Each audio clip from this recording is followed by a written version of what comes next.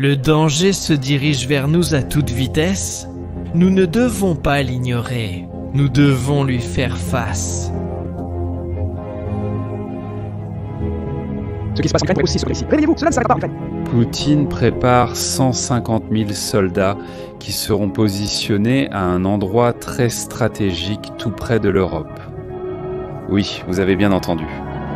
Des centaines de milliers de soldats russes seront positionnés près de la frontière avec un pays membre de l'OTAN. Et voulez-vous en savoir plus ? Il utilise comme motif la même explication qu'il a utilisée il y a 3 ans lorsqu'il a commencé l'invasion de l'Ukraine. Il dit que ses troupes sont là seulement pour l'entraînement et les exercices militaires. Rien de grave selon lui. Maintenant, je ne sais pas si vous y croyez ou non, mais le président Zelensky d'Ukraine a constamment mis en garde contre ces mouvements. Il a révélé que cette année, la Russie prévoit de créer 15 nouvelles divisions, ce qui fait un total de 150 000 soldats. Et savez-vous ce qui est le plus impressionnant dans toute cette histoire ?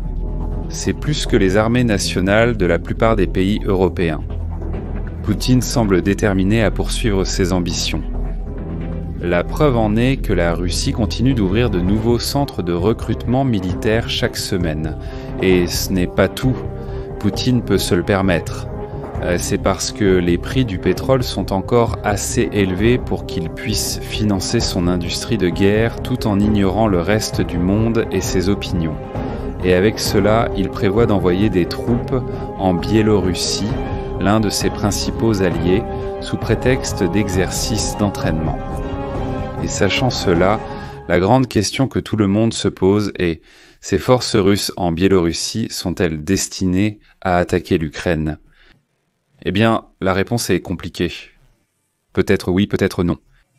Ou peut-être sont-ils destinés à quelque chose de plus large, comme une menace directe à l'OTAN. Avec cette chaleur accablante, on doit faire attention à ce qu'on porte, n'est-ce pas ? Et c'est pourquoi je dois vous présenter les pièces de Insider avec la technologie parfaite pour vous aider à affronter ces températures élevées. Les t-shirts de Insider non seulement absorbent que rapidement la sueur, mais elles s'évaporent également en quelques secondes, vous gardant toujours à l'aise. C'est parce que chaque pièce Insider est développée avec une technologie anti-odeur et une régulation thermique avancée. En résumé, vous avez toujours cette sensation de fraîcheur, peu importe la chaleur qu'il fait. Que ce soit pour une utilisation au bureau, à la salle de sport ou même à la maison, les pièces Insider ont été conçues pour toutes les situations de votre vie. Et le meilleur, en février, avec mon coupon, profitez de 12% de réduction sur tout produit. C'est l'occasion parfaite pour vous de découvrir ces pièces qui ont révolutionné notre garde-robe. Aujourd'hui, l'équipe ici n'utilise que Insider parce que cela fait vraiment toute la différence au quotidien. Voulez-vous garantir vos pièces à prix réduit ? Alors cliquez sur le lien qui se trouve ici dans la description de la vidéo et le coupon sera automatiquement appliqué à votre panier.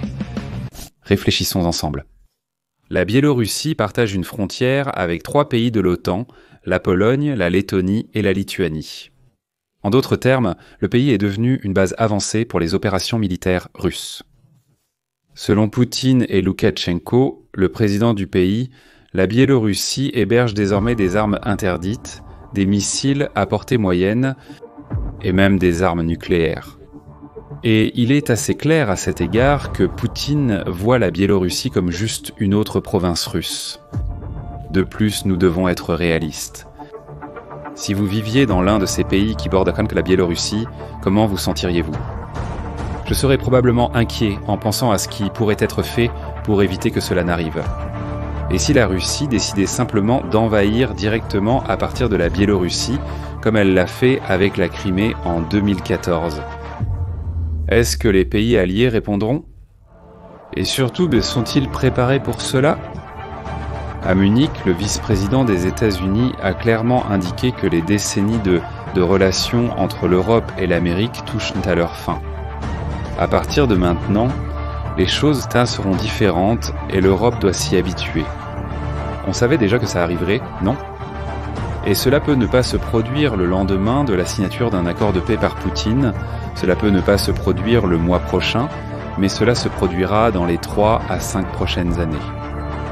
La Russie prendra probablement tout le temps nécessaire pour atteindre ses objectifs en Ukraine. Et une fois qu'un accord sera signé, il donnera suffisamment de temps pour que ses soldats soient réarmés, bien reposés et que l'armée soit restructurée. Et alors, elle pourra lancer sa nouvelle invasion, mais cette fois par les pays baltes.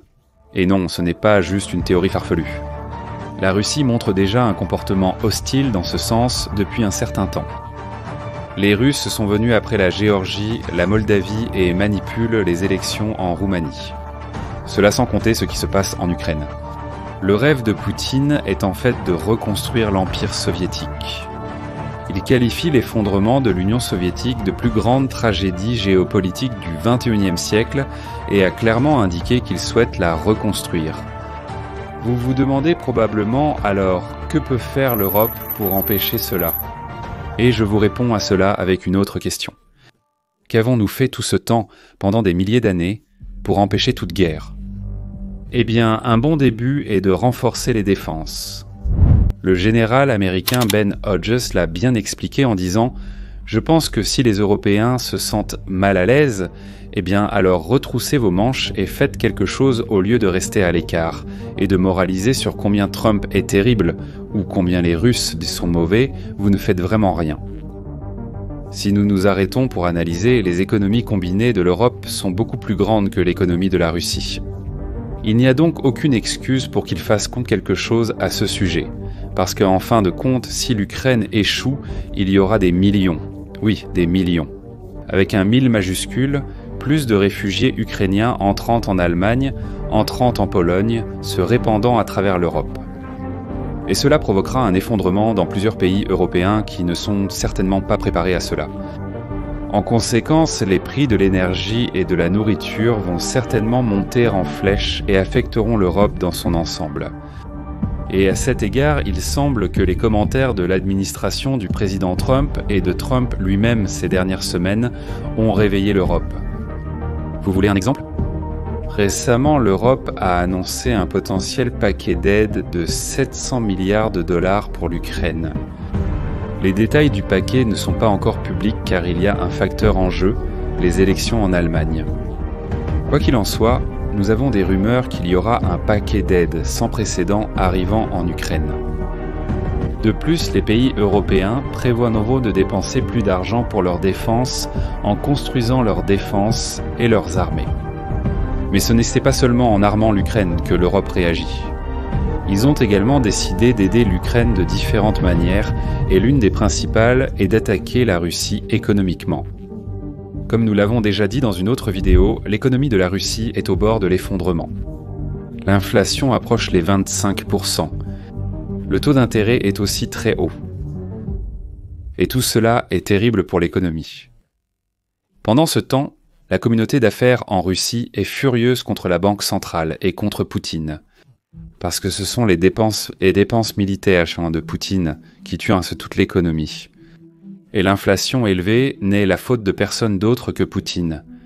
Pour donner un coup de pouce supplémentaire à une économie déjà en déroute, l'Europe a annoncé de nouvelles sanctions. Pour être plus précis, l'Union européenne cible les banques et les pétroliers. D'une flotte secrète utilisée par la Russie pour exporter du pétrole. En outre, davantage d'individus et d'entreprises qui soutiennent les efforts de guerre. Les cibles seront russes. Le plus ironique dans cette histoire, c'est que chaque fois que des sanctions sont annoncées, la Russie dit que ces sanctions n'auront aucun effet sur l'économie russe. Et puis à la fin de l'année, ils inventent simplement des chiffres et disent « regardez, l'économie russe est en croissance, donc vos sanctions sont inutiles ». Mais savez-vous quelle est la première chose qu'ils font lorsqu'ils entrent dans une salle de négociation ? Ils demandent un allègement des sanctions.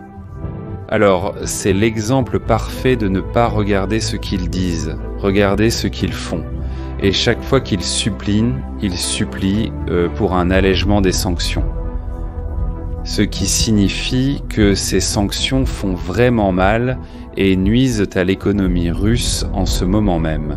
Pendant que tout cela se passe, la Russie continue de faire plus de la même chose, criant sur tous les toits qu'ils ne sont pas ceux qui ont commencé cette invasion. En fait, selon eux, c'est l'Ukraine qui a commencé cette guerre. Et malheureusement, dans cette histoire, les commentaires de Trump ne font qu'alimenter le discours de la Russie. Cela m'a rappelé une vidéo assez curieuse lors d'une réunion du G20, lorsque Sergueï Lavrov, le ministre russe des Affaires étrangères, a dit « Quand la Russie a été attaquée, c'est là que nous nous sommes réveillés ». Le public a simplement commencé à rire.